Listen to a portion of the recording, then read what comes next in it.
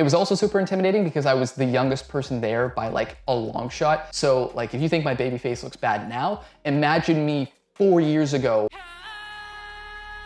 So today I'm going to be telling you about a story that's very near and dear to my heart, and it's talking about my very first hackathon win.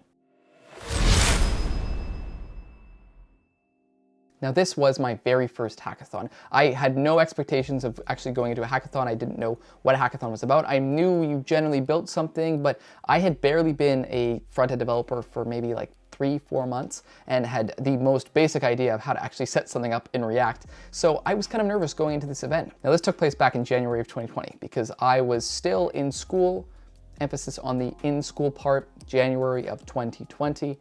Need I say more? Now, when the head of the digital design and development program said, hey, you know, there's a hackathon coming up, I highly encourage you, and they emphasized highly encourage you to go sign up, because the experience that you're going to gain from this, not only for your resume, but also just for yourself as a new developer. Keep in mind, at this point, I was barely into my second semester of university, and I had maybe 1 semester's worth of coding knowledge under me. I knew how to create web pages in React. I knew a little bit about CSS, a little bit about JavaScript, and I knew somewhat how to do a React page, but I was nowhere near the developer I am now, obviously, because this is, 4 years ago. But they recommended it. They said everyone should sign up. Every single person in this room should sign up. You are not going to regret it. I'm 99.9% sure I was the only person who actually signed up for it. I mean, I talked to people that were very talented designers and developers, people who weren't just in their first semester of coding and, had actually had some development experience before that. And I was like, you should do it. It's a weekend. You get partnered with a random team. There's 4 other people or 5 other people, I can't remember. And you actually get to go build something. How cool is that? And then you get to show it off if you do well in front of a whole bunch of people.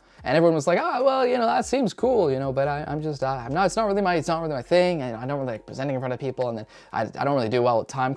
Just kind of like a million excuses people would give as to the reasons why they would not actually go and sign up. And I'm not gonna lie, I kind of felt a little, discouraged after that, because I was like, these people who are way better developers and designers than I am don't want to go and do that. So should I still be doing it as somebody who barely has any coding knowledge to begin with? Believe me when I tell you, when I got there, I kind of understood why when I got there that people were hesitant to sign up. Everyone else at that hackathon, okay, first of all, something you need to understand, 90% of the people who actually signed up for the first hackathon that I ever attended, they were all computer science students, which meant they were all back-end developers. There were no front-end developers there. The people, literally, people like were talking to me like I was Lisan Al-Gaib. They were like, front-end developer. You can design pages. You can actually, so if I build you a backend system, you can design the front end. I'm like, yeah, like I can build a button. I can make it look nice. I can make it so that when you click on the button, it calls your API. Like I can do that. And people were like, whoa, yeah, I hope I get you on my team. And I'm not gonna lie to you, I was a little bit weirded out by it. I was like, okay, this is kind of weird that these people seem all a little too excited that I'm gonna be on their team.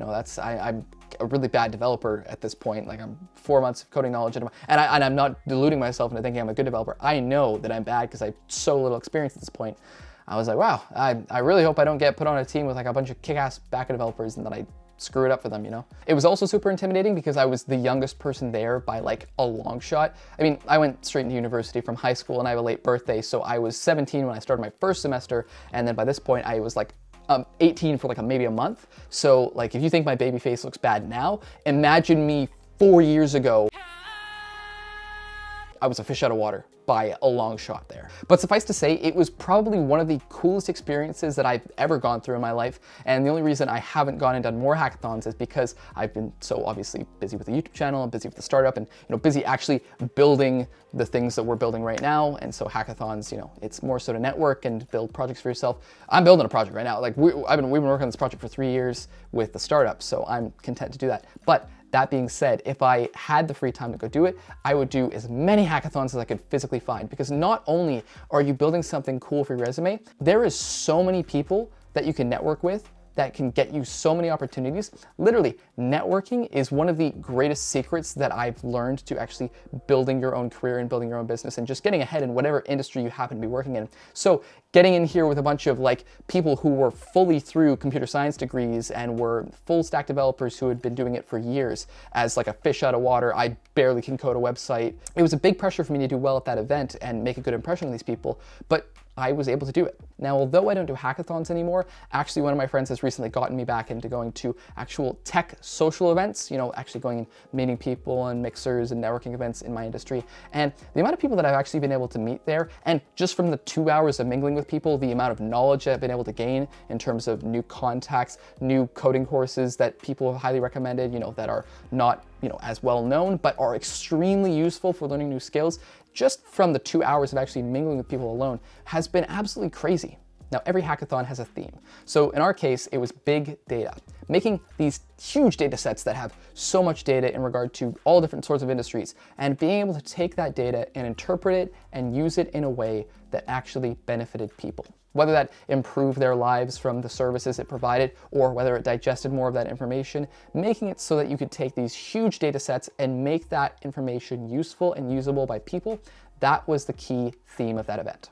Fortunately for me, I got placed on a pretty amazing team. It was me as the front-end developer and designer. I was also with somebody who did kind of a little bit of back-end, kind of a little bit of front-end, but was definitely split on the fence of both. I was put with a couple back-end developers as well, and then I was put with one business major. So she was really good at, making PowerPoints, presentations, analytics, like actually doing the business strategy side of things. And we actually ended up going through, sitting down together in the room that my program had specially allocated to it. And we literally just worked from the night the event started all the way pretty much till 9 or 10, going home, coming back in the morning, doing the whole day, building out our back end, building out our front end, figuring out what our business propositions were, what our presentation was going to look like, who was our value, who was our customer profile, why we were benefiting that person, how we were actually making money. Now, the idea that we actually ended up settling with was called Injure, spelled I-N-J-U-R, which basically made it easier for you to take large data sets that specifically related to injuries within the construction field and things that specifically are hands-on work, and being able to take that and analyze it so that you can make effective and better safety decisions across the industry. Now, whether you think that was a good idea or not, in my case, I think it was a severely underdeveloped idea. I mean, we built it in 48 hours, what can you say? But what I actually learned from that experience was that, honestly, the thing the judges were judging us on was not more so the idea, but it was how much we could convince them that that idea or platform would provide the value. Now, when it came to the judging portion of things, there was a big discrepancy between the people who actually built a platform that the judges can go and click through and the people who just had PowerPoint presentations. And 9 times out of, I don't think, it's unfair to say because I'm sure there was some person there who had a really, really good PowerPoint, but 9 times out of 10, if the judges didn't see something that they could physically interact with and click through and go and try, they didn't give it more than a minute or 2 glance. Now, when it came to the actual judging portion of the event, what happened was we would all have our laptops. We'd set it up on the table with, our slides on one laptop, and then we'd have the actual demo on the other laptop. The judges would walk around. It was a very open concept, and they would come, they'd walk up, they'd say, oh, what's your platform? And we'd tell them about our platform, and if we had a demo in this case, the judge would play around with it, and we'd explain things. Now, at this point, I did not have coding knowledge. I certainly didn't have as advanced videography and editing knowledge as I do now, but I was really, really good at speaking to people. And something that I noticed immediately from the time that I was actually going and talking to the judges and explaining our app and what Injure was all about and how we were able to use these big data analytics, a lot of the people around us started to lose judges. And those judges started to be pulled away because not just me, but also my team talking about this product started to attract a crowd. Now, as the judges were taking notice of our table and were trying to break away from the table that they were currently watching, they would ask one of 2 questions. Now, the questions are as follows. The first one they would say to these people as they're trying to get away from them is, okay, that's great. How is it actually going to make money?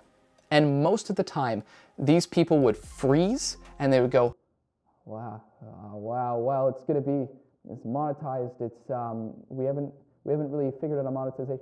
And the judge says, okay, well, let me know when you figure out a monetization, leave the table. Or they would come to number 2, which they'd say, okay, well, you're going to be making money off of this based on your reports. Where is the value that a person would receive that would make them actually want to pay money? And again, most of the time people wouldn't be able to respond to that. They'd be like, the value is, this problem that we're solving. And it's like, but whose problem are you solving? And the judge would just kind of pick apart their idea.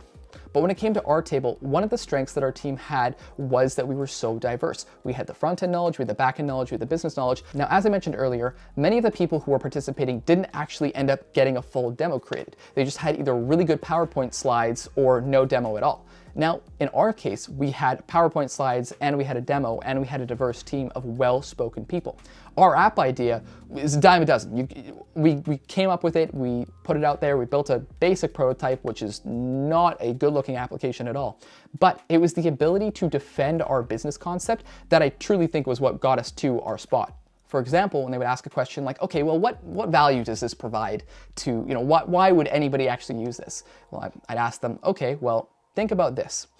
Has anybody you personally have known, or has anybody you personally have known and that person is personally known, had somebody that's been impacted by a workplace accident? And every single group of judges that came around to our table, and again, we had started attracting multiple groups of judges because the crowd had started to form. And as a matter of fact, most people were able to share some sort of sentiment. They would say, oh yeah, well, my brother had a workplace accident, or my cousin had a workplace accident, or oh, my coworker's son had a workplace accident, he lost his fingers, or whatever it may be. Every time that they tried to ask us a question to try and throw us off our feet, we were able to spin that in a way that made the justification for our application even more so than it already was before. They would ask us, well, why does anybody actually need this? And I say, well, somebody you know was impacted by a work accident, wouldn't you have wanted there to be something in place like this?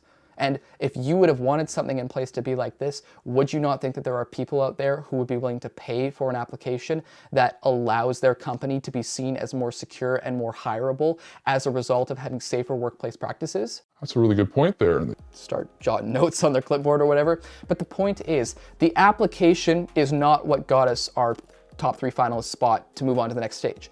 It wasn't the actual PowerPoint presentation that actually got us that spot. It wasn't each of our team assets that got us to the next spot. It was a combination of knowing what value we were providing, understanding the theme of the hackathon, creating something that demonstrated that we were capable of performing in this hackathon, and fourth, being able to answer and defend our topic vigorously. Because for the other hackathon participants, every one of them had that same sort of thing, but it was very, very hard to see one of them other than us that got all 4. The other ones that did have that made it to the top 3. In some cases, people had, they had the skills, they had the talent, but they ran out of time to build it because they didn't think of their idea until halfway through the second day, or maybe they had the skill and idea, but when questioned on their topic or on their prototype, they were not able to defend why they had created it. But for our group, we could. We knew what we wanted to do, and even though the demo didn't look that great and the team was really nervous about how people were going to react to it, the fact that we had a demo was enough to get people to come over to our table. But then when we would actually explain the concept to them, the ability for them to actually ask us questions and for us to defend it like a thesis, and I'm not saying this to brag or anything, I'm not saying this just to say, oh wow, we did such a better job than everyone. I'm speaking factually. Our team did a better job than most of the other people there because we had that unique combination of having the right team for it, the right idea, being able to defend our topic, and being able to actually go and build a prototype. So much so that one of the people who was running the event came over to us about 10 minutes before the group phase ended, and he just came out to us and he was like, hey guys, don't want to get your hopes up or anything, but just so you know, I've been talking to the other judges, and I'm almost 100% certain that you're going to get through to the next stage. So by the time the judges announced that we were moving on to the next stage, I kind of already knew that it was going to happen because so many people are coming up and telling us like, oh yeah, you guys are getting in for sure. It's going to be you guys. But as somebody who had just gone into that event as, a 4-month-old developer, and I was like, I could build a website, but it's not very complex and the functionality isn't there and we can't make it responsive. As somebody who was going in there with the imposter syndrome of going, wow, I don't really feel confident in my own ability. And then the ability to have people tell us 10 minutes before the group phase ended with 25 other teams around us that, hey, you're gonna be the one that gets in. And so when Sunday came around and we were going in front of everyone now, including all of the disqualified teams, and we had to make our presentation, you can imagine as they're announcing the winners and our team is getting named as one of them, how amazing that felt. The idea that I was a 4-month-old developer, I had barely any knowledge of software engineering at all. I was a videography guy who ended up going into software engineering because I wanted to be able to build full stack websites and applications. And actually going and winning my first hackathon ever, then and since. I mean, it felt pretty great. And with the end of that event comes one of the lessons that sticks with me even to this day. And that's the greatest things in life are always going to come from outside your comfort zone. So you got to step over that line and do it. Thank you so much for watching. And as always, my name is Josh Mountain. I'll see you in the next one.